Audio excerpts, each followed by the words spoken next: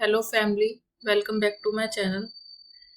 So sorry guys, so sorry कि मैं इतने दिनों से आपके लिए क्लासेस नहीं ला पा रही थी क्योंकि मेरा ना आरआरबी एनटीपीसी का एग्जाम था जो अभी चल रहे हैं ग्रेजुएशन वाले, है ना। तो मैं उसकी प्रिपरेशन कर रही थी। हालांकि मेरा कोई इतना खास नहीं गया एग्जाम। फिर मैंने सोचा कि वीडियोस तो अभी मैं डाल ही नहीं है, तो मैं सोच रही हूँ कि आपके साथ अपना एक्सपीरियंस शेयर कर देती हूँ ताकि जो आने वाले एग्जाम्स आपके अगर हैं एनटीपीसी के आरआरबी के, तो आप एक बार देख लीजिए कि किस टाइप के क्वेश्चंस आ रहे हैं। ठीक है। और इसके बाद हम कल से अपनी क्लासेस कंटिन्यू करेंगे। पक्का प्रॉमिस, मैं कोई भी क्लास आपकी छोड़ूंगी नहीं। कल से आपकी सारी क्लासेस कंटिन्यू होंगी। ठीक है। तो अब मैं आपको आरआरबी एनटीपीसी के बारे में बताने वाली थी। मेरा जो आज का एग्जाम था वो था, और मेरा फर्स्ट शिफ्ट में था। ठीक है। सेंटर मेरा पड़ा था आरडी इंजीनियरिंग में, दुहाई वाला जो है, इसमें मेरा सेंटर पड़ा था। ठीक है। एंट्री बहुत स्मूथ थी, कुछ नहीं ले जाना आपको, सिर्फ क्या नाम है आपका एडमिट कार्ड,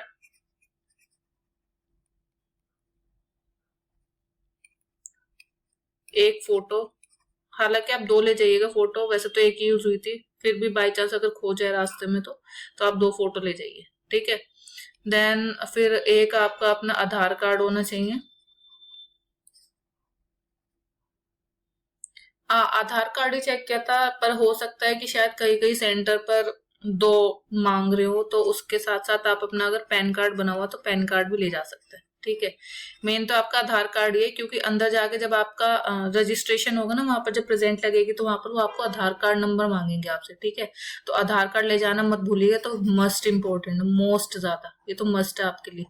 ठीक है, मोस्ट इम्पोर्टेंट है ये आपके लिए, इसे ले जाना। ठीक है। फोटो देखिए, इंपॉर्टेंट तो सभी कुछ है, क्योंकि इन सब के बिना तो आपकी एंट्री नहीं है अगर फोटो नहीं ले जाएंगे, क्योंकि एडमिट कार्ड में आपकी एक फोटो लगी होगी, उसके नीचे स्क्रीन पर जो पैराग्राफ होगा वो लिखना है, वो अपने पास रखेंगे। अगर फोटो नहीं होगी तो आपके पास दिक्कत हो जाएगी। एडमिट कार्ड आपको लेके ही जाना है। ठीक है। ये ऑप्शनल है, मतलब आप ले भी जा सकते हैं और नहीं भी। ठीक है, पर ये तीनों तो आपको लेके ही जाने हैं। ठीक। अब चलिए क्वेश्चंस पर आ जाते हैं। मैं एक बार पेन चेंज कर लेती हूँ।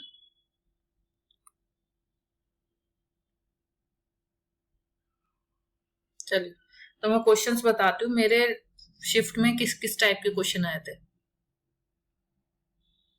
ठीक है। सबसे पहले तो, हाँ, जो मैं जैसे जैसे याद आता जा रहा है मैं आपको बताती जा रही हूँ। सबसे पहले उन्होंने फंक्शन, मतलब उन्होंने नहीं, जो मेरे को क्वेश्चन याद आ रहा है, क्वेश्चन था कि ओल्ड प्लस टैब का क्या फंक्शन है। ठीक है।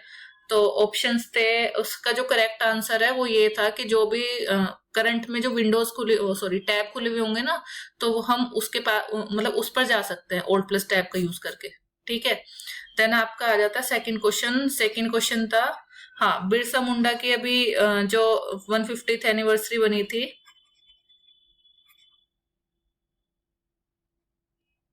बिरसा मुंडा की अभी 150th एनिवर्सरी बनी थी, बर्थ एनिवर्सरी।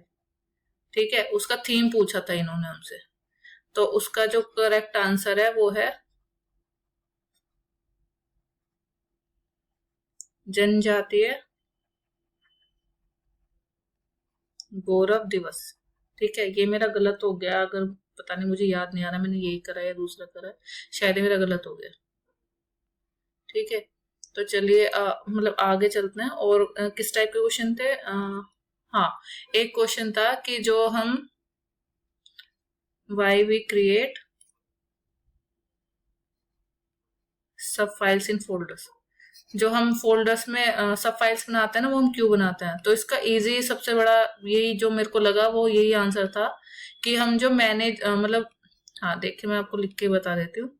ऑप्शन यही था, to manage relevant files in one place. ठीक है। यही मेरे को बेस्ट यूज लगा कि हम क्यों सब फाइल्स बनाते हैं फोल्डर्स में। ठीक है। फिर आपका एक क्वेश्चन था केमिस्ट्री सा, केमिस्ट्री से था, आपसे पूछा गया था नंबर ऑफ मोलिक्यूल्स, पूछे गए थे number of molecules in 2 moles of CO2। ठीक है।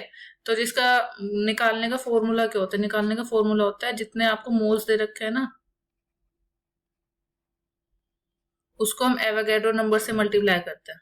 ठीक है, एवोगैड्रो नंबर यहाँ पे मोल्स कितने हैं 2, और एवोगैड्रो नंबर की क्या वैल्यू होती है 6.022 इंटू 10⁻23।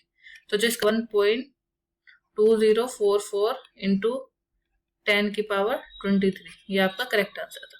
ठीक है, देन आते हैं फिर इन्होंने बायो से पूछा था, वो मेरे को अच्छे से तो याद नहीं है, पर उन्होंने कोई मलेरिया की स्पीशीज पूछी थी कि अगर वो डायरेक्ट मीसोजाइट्स में चेंज ना होके लीवर में अफेक्ट करे तो उसका आगे क्या मतलब इम्पैक्ट पड़ेगा, इस टाइप का कुछ क्वेश्चन था। ठीक है, हाँ अभी रिसेंटली में हम सभी ने सुना था कि सुनीता विलियम स्पेस में जाके फंस गई थी, तो उन्होंने क्वेश्चन पूछा था कि वो कितने दिन के लिए वहां मतलब टाइम स्पेंड किया था, how many days did Sunita William spend in space recently.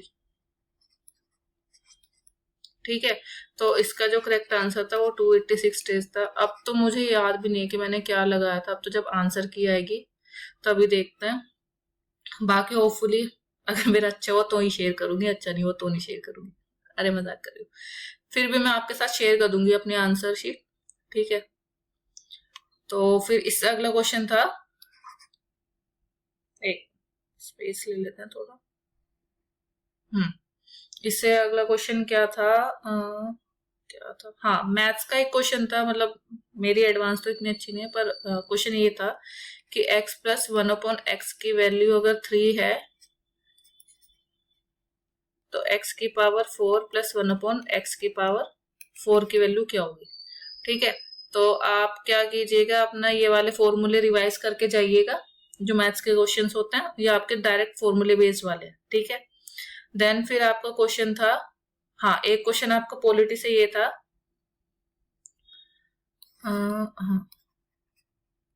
Which amendment did not take place in DPSP। ठीक है, तो ऑप्शंस थे आपके 97th अमेंडमेंट, बी था आपका 42, सी था आपका 86 एंड डी था आपका 48। तो इन्होंने ये पूछा था कि इनमें से कौन सा अमेंडमेंट जो है वो डीपीएसपी में नहीं हुआ है। ठीक है, तो जो इसका करेक्ट आंसर था वो था 48।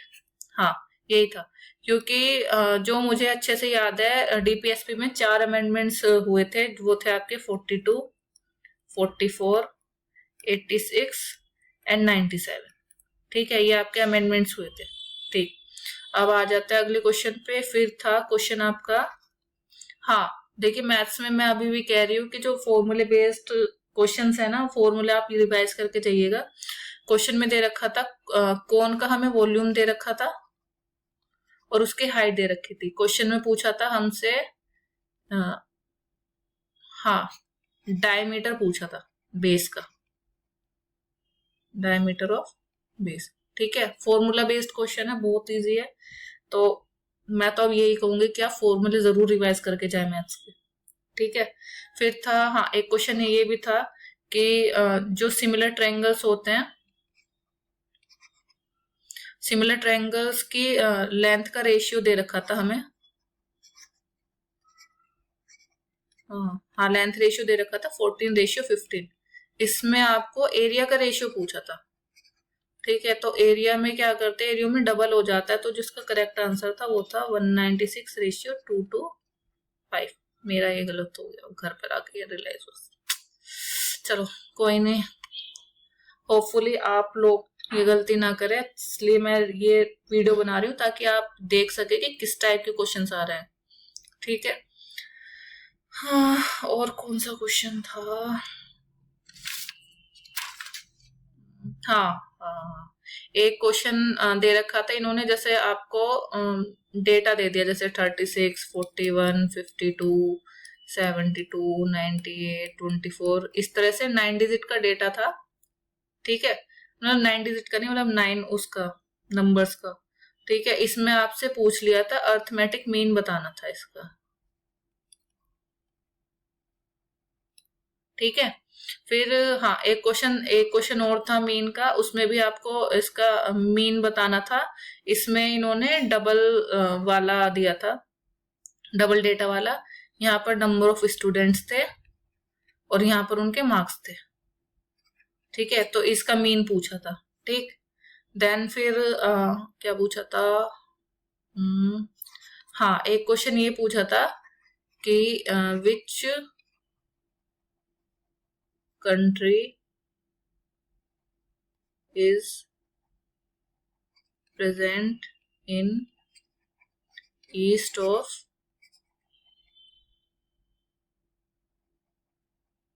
अरुणाचल प्रदेश। हाँ, तो अरुणाचल प्रदेश का पूछा था कि अरुणाचल प्रदेश के ईस्ट में कौन सी कंट्री है, तो जिसका करेक्ट आंसर है वो आपका म्यांमार। ठीक है, देन आपसे पूछा था, एक मिनट स्पेस ले लेते हैं। हाँ, देन फिर क्या पूछा था, हाँ पूछा था कि जो टोटल नंबर ऑफ आइलैंड्स है, total number of islands in Andaman and Nicobar. ठीक है, फिर इन्होंने हाँ अंडमान एंड निकोबार से एक क्वेश्चन और पूछा था कि उन्होंने एक पर्टिकुलर ट्राइब का नाम लिया था कि ये ट्राइब अपना आपको कुछ इस टाइप का क्वेश्चन था, मुझे याद नहीं आ रहा। और क्या क्वेश्चन था, हाँ एक क्वेश्चन कंप्यूटर का ये था, which option is use to duplicate the text box and paste it in other row। ठीक है, तो इन्होंने पूछा था कि इनमें से कौन सा ऑप्शन है जिससे हम किसी भी टेक्स्ट बॉक्स को डुप्लीकेट यानी कि कॉपी कर सकते हैं, उसको पेस्ट करें अलग रो में। तो ऑप्शंस थे आपके, ऑप्शंस हाँ मुझे याद है, ऑप्शंस थे आपके जैसे पेस्ट स्पेशल कोई ऑप्शन इन्होंने रखा था, देन फिर इन्होंने रखा था कॉपी एंड पेस्ट, देन इन्होंने सिर्फ लिखा था कॉपी, और देन इन्होंने हाँ एक लिखा था शिफ्ट प्लस एक्स करके। ठीक है, तो जो मुझे लगा जो इसका करेक्ट आंसर था वो था कॉपी एंड पेस्ट का। ठीक, देन फिर इन्होंने पूछा था, हाँ एक क्वेश्चन ये पूछा था कि जो first armed tribal rivalry is taken place in which year. हाँ, तो इन्होंने पूछा था कि जो फर्स्ट टाइम ट्राइबल राइवलरी हुई थी वो कौन से ईयर में हुई थी, जो तो इसका करेक्ट आंसर था 1784। ठीक है, देन फिर इन्होंने पूछा था which language is add on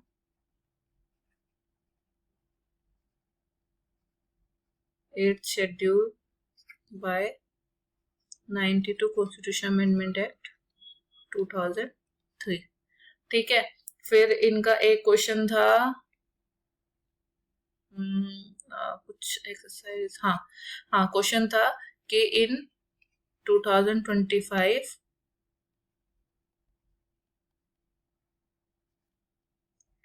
military exercise, और नेम क्या था उसका, हाँ अग्नि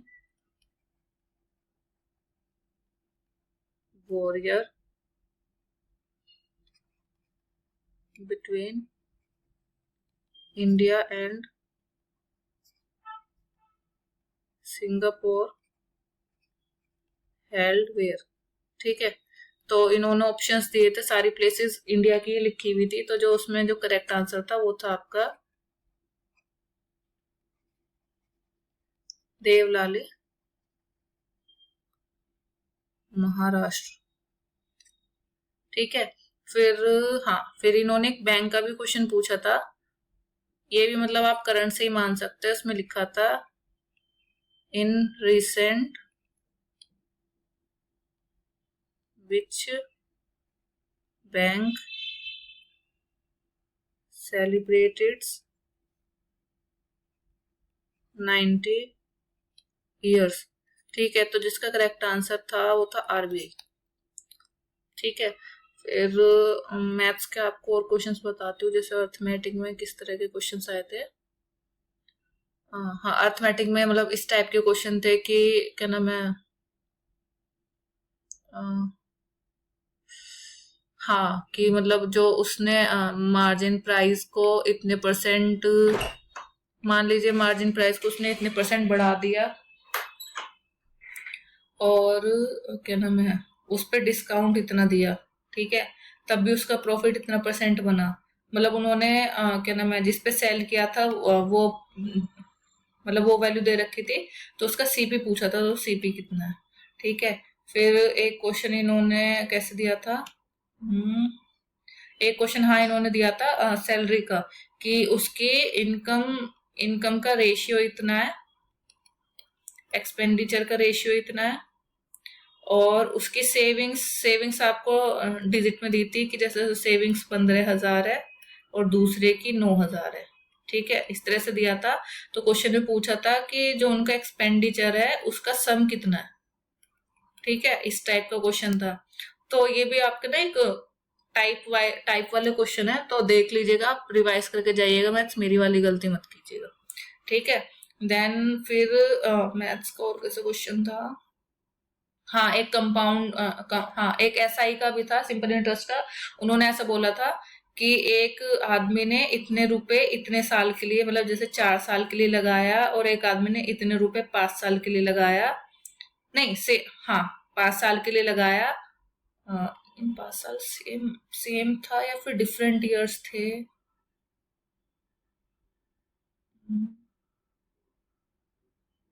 शायद शायद हाँ ईयर्स सेम थे, ईयर्स इन्होंने सेम दिए थे कि सेम ईयर्स के लिए उन्होंने डिफरेंट डिफरेंट पैसे लगाए, पर एट द एंड में आके क्या करा कि एट द एंड में आके कि जो इनका एसआई था उसका डिफरेंस इतना था। मतलब जैसे बोल दिया कि ए ने इतने रुपए 4 साल के लिए लगाए और बी ने इतने रुपए 4 साल के लिए लगाए। ठीक है, दोनों ने सेम साल के लिए लगाए, पर जो ए का एसआई था वो कितने रुपए 336 रुपीज ज्यादा था, हाँ बी से 336 रुपीज ज्यादा था।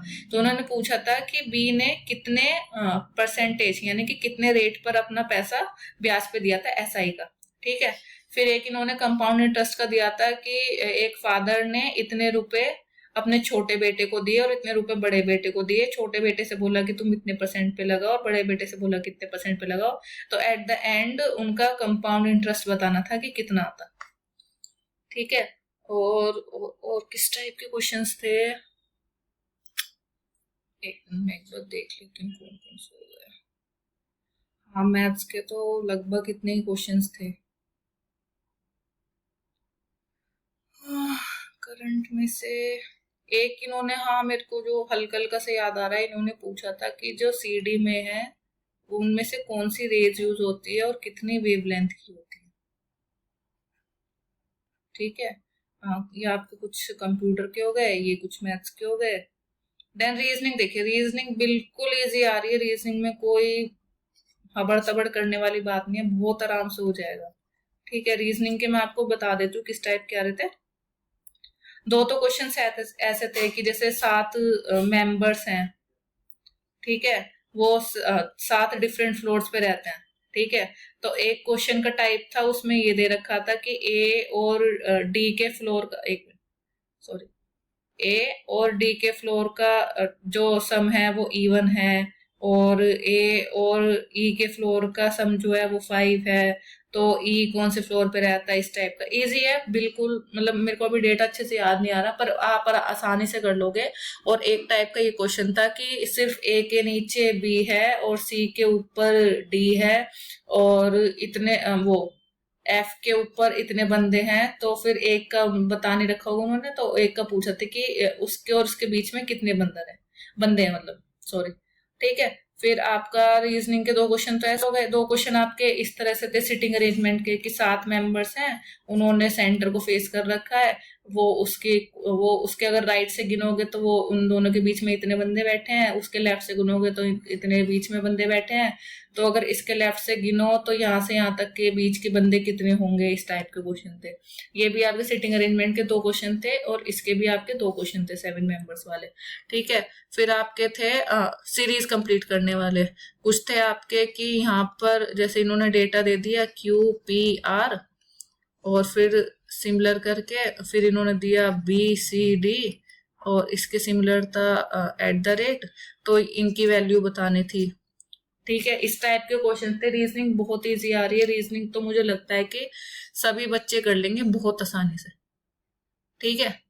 तो आप जरा ध्यान दीजिएगा कि आप मैथ्स के फॉर्मूले वाले क्वेश्चन रिवाइज करके जाएं जिसमें फॉर्मूले यूज होते हैं, ठीक। बाकी देखिए जीएस तो अनप्रेडिक्टेबल है। जीएस आप कितनी याद करके चले जाएं, कुछ ना कुछ छूट ही जाता है, ठीक है। हाँ, एक जीएस में एक क्वेश्चन और था पॉलिटी से। उन्होंने पूछा था कि जैसे हम क्या नाम है सिटीजनशिप देंगे किसी को, न्यू बंदे को, तो वो किसके मतलब कौन देगा उसे, सुप्रीम कोर्ट देगा या फिर क्या नाम है आपका यूनियन गवर्नमेंट देगी या फिर आपकी स्टेट गवर्नमेंट देगी, इस टाइप के आपके क्वेश्चन थे, ठीक है। तो देखिए आप, मेरे को तो जितने याद थे मैंने आपको सभी क्वेश्चंस बता दिए। बाकी आप तो मैं यही बोलूंगी कि आप मैथ्स के जरूर रिवाइज करके जाएं क्वेश्चंस, ठीक है। ठीक है, तो फिर हाँ हमारा इतना हो गया। तो प्रॉमिस, मैं पक्का प्रॉमिस करती हूँ कि कल से आपकी क्लासेस रेगुलर चलेंगी, ठीक है। तो आप इसके लिए तो मुझे माफी कर सकते हैं। तो चलिए फिर कल मिलते हैं। थैंक यू, नमस्ते। होपफुली आपको ये वीडियो अच्छी लगे तो लाइक जरूर कीजिएगा, ठीक है। चलो बाय। और हाँ, एक चीज और, अगर आपके किसी भी दोस्त का एग्जाम है तो उसे जरूर शेयर कीजिएगा, ये बहुत आपके यूजफुल हो सकती है वीडियो, ठीक है।